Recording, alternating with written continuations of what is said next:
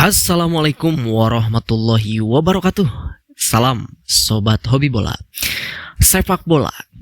Sepak bola adalah cabang olahraga yang benar-benar sangat digemari di seluruh dunia dan menjadi olahraga nomor 1 di dunia. Dan sepak bola ini benar-benar sangat mudah kita temui itu. Bukan hanya di pertandingan resmi saja, tetapi pertandingan-pertandingan yang tidak resmi pun di mana-mana, entah itu di perkotaan ataupun pedesaan. Bahkan mungkin sebagian dari kita, ya termasuk saya pribadi, dulu waktu kecil mengalami masa-masa indahnya bagaimana bermain bola bersama teman-teman di sekitar kita. Dan ya, itu adalah pengalaman yang sangat luar biasa. Dan memang bahwa dengan sepak bola ini semuanya itu bisa dipersatukan gitu. Dengan adanya sepak bola kita bisa mempersatukan semua, entah itu perbedaan dari status sosial, ekonomi, budaya, ras, agama dan lain sebagainya. Tentu itu semuanya bisa bersatu di dalam sepak bola, walaupun ada beberapa sebagian oknum lah yang memang terjadi di sepak bola dengan membeda-bedakan ras dan sebagainya gitu. Tetapi itu tentu sangat dikecam bahwa itu sesuatu hal yang sangat-sangat tidak sportif. Yang memang sportif adalah nilai tertinggi di olahraga gitu, termasuk sepak bola. Dan terkadang juga sepak bola ini selalu dijadikan sebagai alat politik. Tetapi tentu ya kalau memang politiknya itu benar, ya semuanya lagi-lagi bisa mempersatukan lewat sepak bola itu. Dan baru-baru ini ada contohnya bagaimana dengan situasi yang tidak terkendali, tetapi dengan adanya sepak bola tentu semua itu bisa berubah dan bisa dipersatukan. Yaitu di ajang kualifikasi Piala Dunia di zona CONCACAF ya, Amerika Utara dan Karibia. Negara yang sudah puluhan tahun tidak lolos ke Piala Dunia, akhirnya mereka lolos di tahun 2026 ya. Penantian panjang mereka selama 52 tahun, yaitu negara Haiti. Mereka berhasil lolos ke Piala Dunia 2026 setelah di pertandingan terakhir mereka mengalahkan Nicaragua ya dengan skor 2-0, dan di klasmen akhir mereka keluar sebagai pemuncak klasmen atau juara grup, mengungguli negara-negara seperti Honduras, Costa Rica yang biasa langganan lolos, dan juga Nicaragua. Nah, yang uniknya adalah Haiti ini saat ini negaranya benar-benar sangat tidak aman, bahkan di beberapa tahun terakhir gitu. Ibu kotanya negara Haiti ini, Port-au-Prince, itu benar-benar dikuasai oleh gangster, dan ya perang gangster terjadi gitu. Bahkan pembatasan waktu terutama di jam malam itu diberlakukan bagi masyarakat saking sangat berbahayanya situasi di wilayah ibu kota di negara Haiti ini. Tim nasional mereka bahkan tidak bisa bermain di stadion mereka, di kandang mereka sendiri, di negaranya sendiri. Jadi selama kualifikasi 2026 ini, tim nasional Haiti ini benar-benar menjadi tim musafir gitu. Mereka memainkan laga kandang mereka itu di negara orang ya, di negara lain seperti di Curaçao ataupun di Republik Dominika. Dan bahkan pelatih mereka pun tidak pernah satu kali pun berkunjung ke negara Haiti gitu. Dia benar-benar memonitor lewat virtual kepada para pemainnya. Benar-benar komunikasi lewat jarak jauh gitu dengan asisten tim staf kepelatihannya.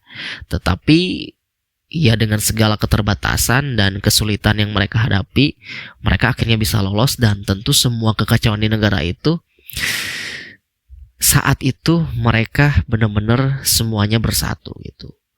Tidak peduli negaranya sedang konflik, tidak peduli negaranya sedang berbahaya, tetapi dengan lolosnya timnas Haiti ini, masyarakat negara Haiti semuanya tumpah ruah ke jalanan merayakan euforia itu. Dan bahkan gangster-gangster pun itu ikut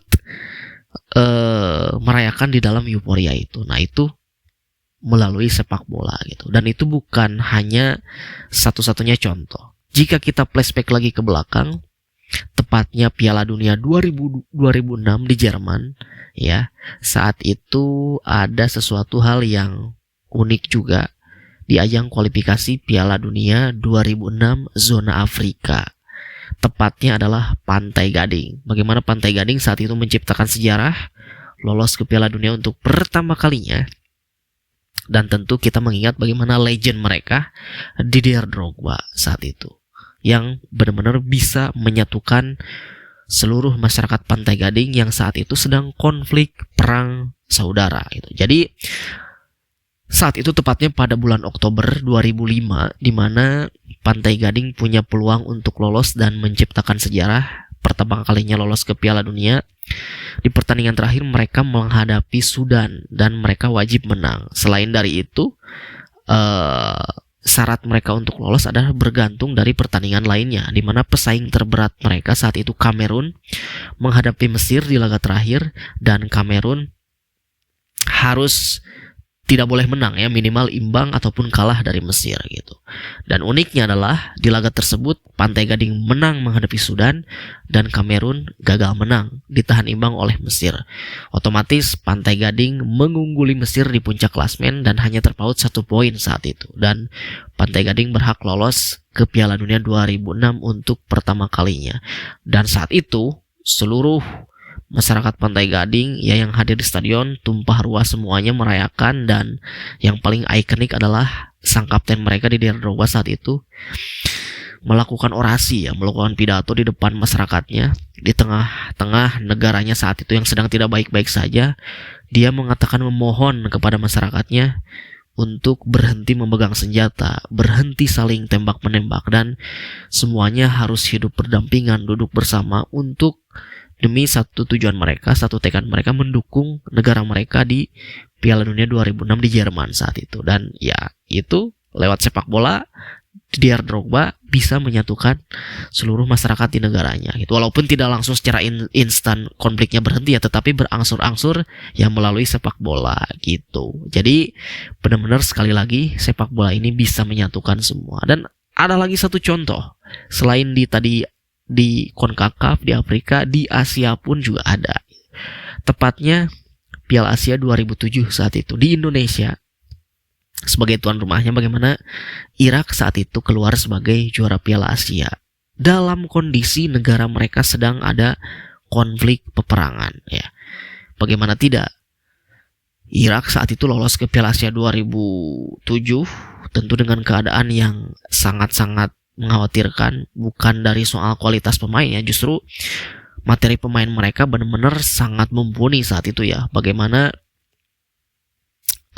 Irak datang ke Piala Asia 2007 itu bermodalkan materi pemain runner up di Asian Games 2006 kalau tidak salah, lalu juga 4 besar di Olimpiade 2004. Nah, materi pemainnya saat itu di Piala Asia 2007. Tetapi yang paling mengkhawatirkan justru dari sisi mental dan psikis mereka. Bagaimana mereka melihat dengan mata kepalanya sendiri terjadi konflik di negaranya, bahkan teman atau saudara mereka banyak yang terbunuh gitu.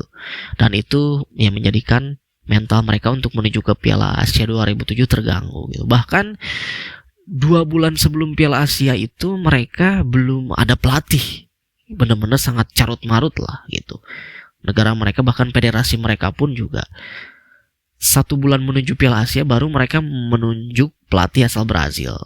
Dalam persiapannya saat itu juga tidak berlangsung mulus. Bahkan pemain, pelatih, dan federasi saat itu benar-benar tidak harmonis situasinya.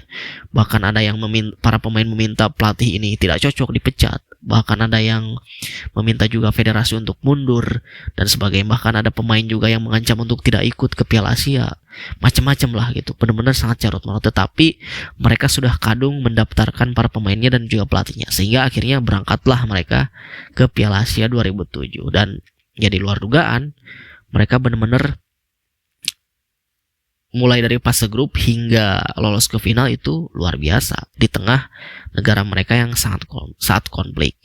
Ketika di partai final, menuju beberapa hari partai final, tentu masyarakat Irak di negaranya di Baghdad merayakan euforia, tetapi euforia itu ternodai oleh salah satu insiden bom bunuh diri itu, dan berita itu sampai ke para pemain Irak saat itu, dan bahkan pemain Irak saat itu terpukul dan ada beberapa pemain Irak yang tidak ingin bermain di laga final gitu. Tetapi ada sebuah berita mengabarkan ada salah satu anak kecil yang menangis gitu, diwawancara oleh salah satu stasiun TV di Irak. Dia mengatakan bahwa menyampaikan pesan lah intinya sambil menangis gitu kepada para pemain Irak. Tentu jangan patah semangat katanya.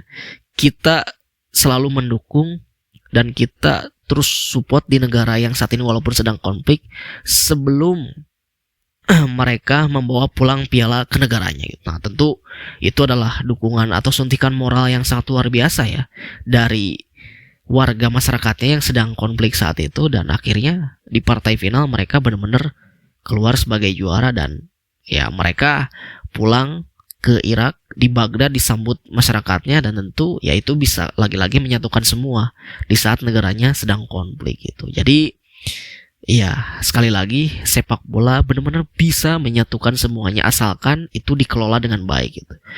Walaupun tadi saya bilang di awal bahwa sepak bola ini juga selalu dijadikan alat politik, tetapi ya itu bisa saja jika politik tersebut baik gitu. Bahkan baru-baru ini di negara kita, walaupun pastinya kita dari berbagai daerah punya klub dukungan masing-masing, atau ketika pemilu kita punya pilihan masing-masing dan berdebat, tetapi dengan adanya tim nasional Indonesia kita semua bersatu gitu ya. Tetapi akhir-akhir ini karena memang kecerobohan dari PSSI, federasi, akhirnya ya kita terpecah belah gitu. Ada yang kubu ini, bahkan bukan hanya masyarakat dan fansnya saja, tetapi para pengamat pun terpecah belah. Dan mudah-mudahan ya sepak bola di kita mulai dari nol lagi dari awal, dan tentu bisa kembali menyatukan seluruh masyarakat Indonesia gitu ya.